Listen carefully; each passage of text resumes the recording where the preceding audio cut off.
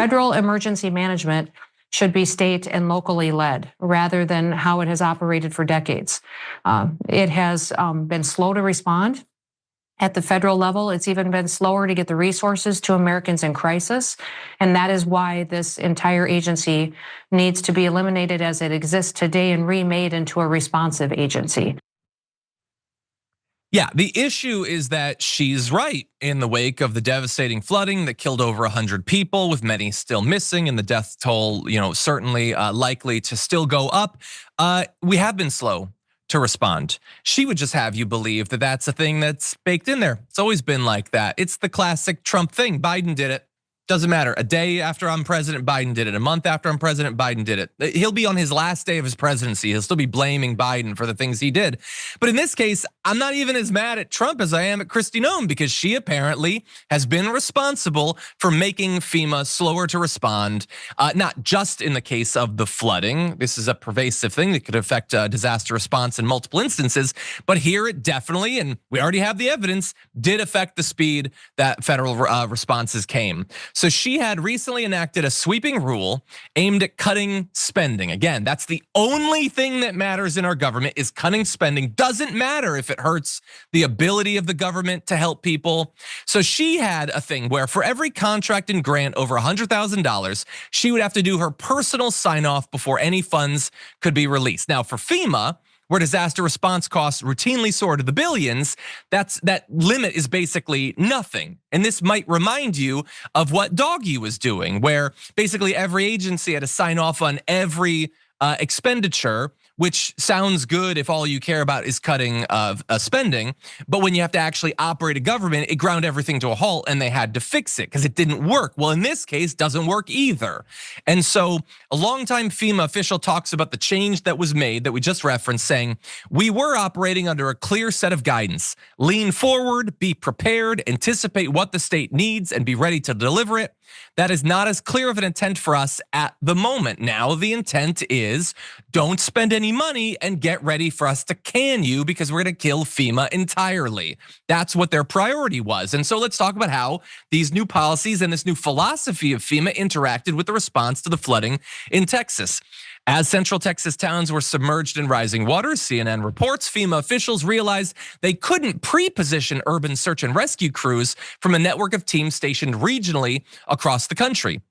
In the past, FEMA would have swiftly staged these teams, which are specifically trained for situations including catastrophic floods, closer to the disaster zone in anticipation of urgent requests. But in this case, even as Texas rescue crews raced to save lives, FEMA officials realized they needed Noem's personal approval before sending those additional assets. And unfortunately, it didn't come fast. Noem didn't authorize deployment of these urban search and rescue teams until Monday, more than 72 hours after the flooding began. I guess the requests weren't made at one of the places she was having her photo taken, so it had to go to the back of the line and she couldn't prioritize it. And so they're saying, don't worry about this. It is utterly irrelevant that it took us 3 days to do what would have happened before the flooding under a prior administration, because the states were responding. The states had people out there. Can you think about how utterly callous that is? If you're a person who has lost family members, you have people that are still missing, you want every resource possible out there trying to save the lives of your friends and family. And they're like, get off our back. Travis County had some boats out there. Who the hell needs FEMA? Who the hell needs the federal government? I just ask any MAGA person out there, did you vote for Donald Trump so that he could give you a government that just ignores you? And you're just left to, well, I hope you have a good state government, because we're just gonna be taking photos. We're not actually gonna be on the ground to help people out. But that is unfortunately their philosophy. And they're not apologizing for this. They're not promising that they're gonna change the policy. They're gonna stick with it until in a couple of months, FEMA doesn't even exist anymore. And then it's not gonna be 72 hours before federal help comes. It's never going to come, and you're gonna be on your own. And I hope Texas is responsible when it comes to flooding and winter storms and fires and earthquakes and floods. And I hope Mississippi and Alabama and Florida and South Carolina, I hope they all have their ducks in the row, because your fate is gonna be tied to that. No federal help, nothing to plug the gaps, no emergency funding that Republicans have always been quick to request when their state gets hit by a hurricane or when there's tornadoes. Why do they need that funding? for the hurricanes in Florida last year or in North Carolina? Why was it needed at all? Because apparently the states have everything they need, we're being told.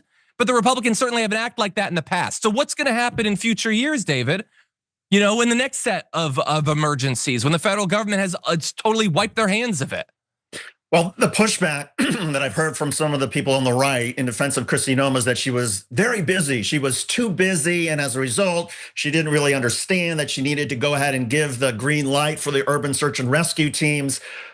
Well, how busy was she? 24 hours after the flood, she was posting on social media different pictures of her on a horse and asking her constituents in South Dakota, which portrait do you think should be my official portrait from when I was governor? And she was interacting with the responses. So she clearly had time to look at pictures of her on a horse, but she didn't have time to actually tell people, yes, send the resources immediately. That's the first thing. The other thing is Kristi Noem, over the last weekend, she gave an interview on Fox News where she blamed the Biden administration because she said, you know, the weather systems from the National Weather Service are antiquated, that they're old, and Donald Trump has decided that we're going to upgrade these systems, but the upgrades haven't been made yet. Well, some reporters actually asked, searched congressional records and federal records and found no evidence that Donald Trump has ever said that he would upgrade the National Weather Service systems. Never in any of his position papers, he's never spoken about it. And so the White House and then Homeland Security are not commenting when asked by reporters, what specific upgrades is she talking about? They don't respond. In other words, even Trump officials know that Kristi Noem is lying through her teeth. She is trying to blame the Biden administration. She is shamelessly doing it, and she's making up things out of whole cloth because she and the Trump administration and the Republican governor of Texas, they do not want to be held accountable for things that they did wrong, for mistakes that they made that could have prevented people from dying. It's that simple.